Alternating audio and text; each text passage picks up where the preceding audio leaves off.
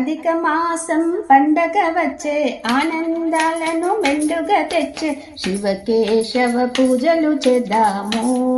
ఓ అమ్మలారా హరిహరుల స్మరణ చేద్దాము. అధిక మాసం పండగ వచ్చే ఆనందాలను మెండుగా తెచ్చే శివకేశవ పూజలు చేద్దాము. ఓ అమ్మలారా హరిహరుల స్మరణ చేద్దాము.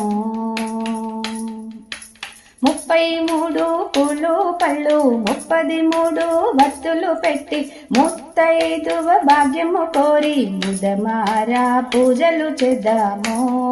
ఓ అమ్మలారా మనసారా స్మరణ చేద్దాము. అధిక మాసం పండగ వచ్చే ఆనందాలను మెండుగా తెచ్చే శివకేశవ పూజలు చేద్దాము. ఓ